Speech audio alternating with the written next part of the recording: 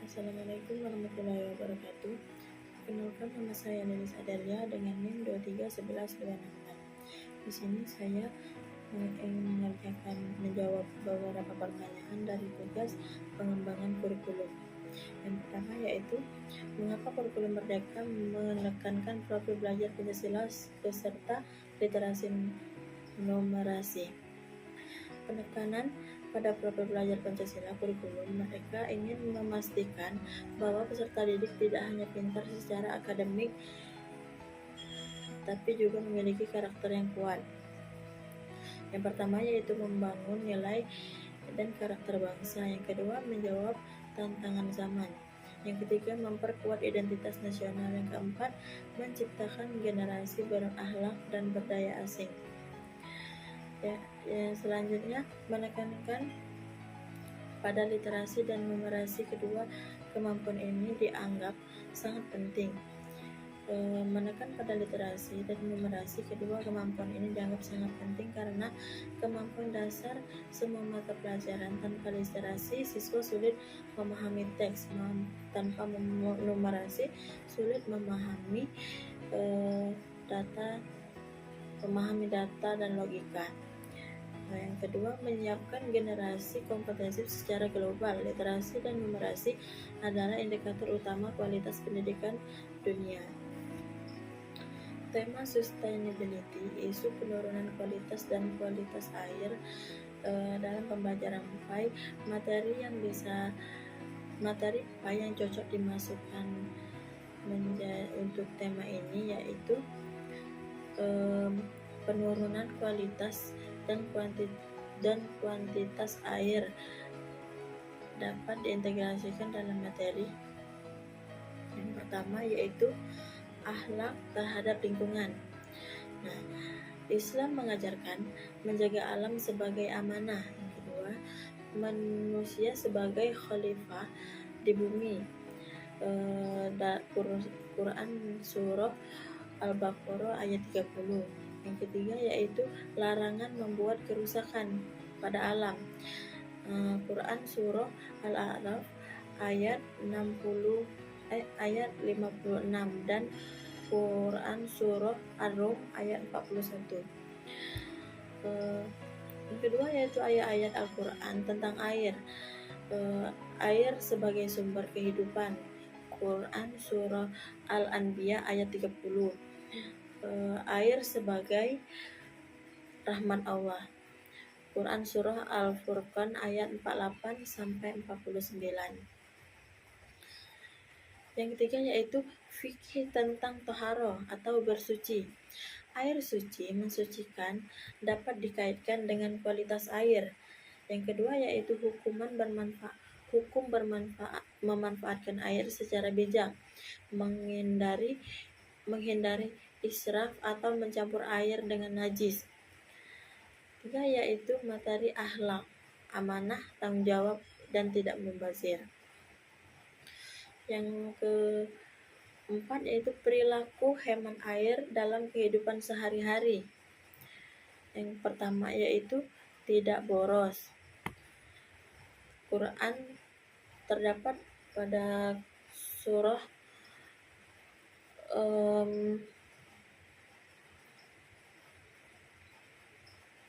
tidak boros pada surah Al-A'raf ayat 31.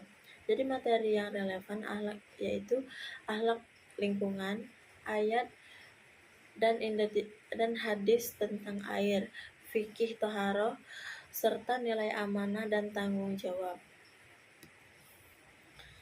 Pertanyaan yang kedua yaitu rencana implementasi pembelajaran berbasis project based learning. Tujuan pembelajaran siswa diharapkan memahami ajaran Islam tentang menjaga lingkungan air. Yang kedua, menganalisis ayat atau hadis terkait air sebagai sumber kehidupan. Yang ketiga, menerapkan nilai amanah dan tidak mubazir dalam menjaga air. Yang keempat, menghasilkan proyek edukatif terkait isu air. Selanjutnya yaitu langkah-langkah PJBL. Yang pertama yaitu trigger atau pemberian masalah.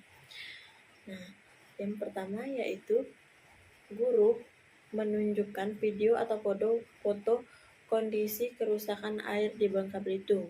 Yang kedua, diskusi awal bagaimana Islam memandang masalah lingkungan seperti ini. Nah, langkah yang kedua menentukan pertanyaan berdasarkan menentukan pertanyaan mendasar atau diving questionnaire. Contoh pertanyaannya yaitu bagaimana Islam mengarahkan manusia menjaga air sebagai sumber kehidupan? Atau apa kontribusi siswa dalam menjaga air di lingkungan sekolah berdasarkan nilai PAI? Ya, langkah yang ketiga yaitu merancang proyek. Guru dan siswa menyepakati proyek atau pilihan produk yang dapat berupa poster atau kampanye digital dengan tema hemat air menurut Islam. Yang kedua, misal contohnya video edukasi tentang ayat atau hadis tentang air. Yang ketiga, survei kualitas air sederhana di sekolah dan solusinya. Mading yang pertama yaitu menjaga air sama dengan menjaga kehidupan. Nah, langkah-langkah yang keempat yaitu pelaksanaan dan pengumpulan data siswa. Nah, siswa melakukan ada beberapa yang harus dilakukan siswa. Yang pertama yaitu observasi penggunaan air di sekolah. Yang kedua, wawancara petugas sekolah tentang masalah air. Yang ketiga, kajian ayat atau hadis tentang air atau terkait air. Yang keempat, diskusi dampak penurunan kualitas air secara agama dan sosial. Langkah yang kelima yaitu produk dan penyusunan produk. Siswa mengolah hasil temuan menjadi satu video edukasi, di dalamnya 2 atau 3 menit. Yang kedua, poster ajakan hemat air yang dikaitkan dengan ajaran Islam, misalnya jangan tidak boros dalam penggunaan air. Yang ketiga, brosur wudhu efisien sesuai dengan ketentuan sunnah atau aturan-aturan dalam wudhu.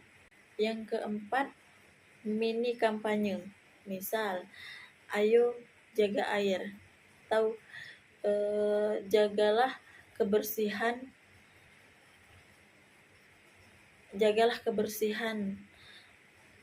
contohnya seperti itu ya. Ayo menjaga air di dalam sekolah itu kita mengadakan kampanye kecil atau mini kampanye. Langkah yang keenam yaitu mempresentasikan hasil yang telah didapat oleh siswa atau yang telah dikaji masalah tersebut. Nah, yang ketujuh yaitu refleksi.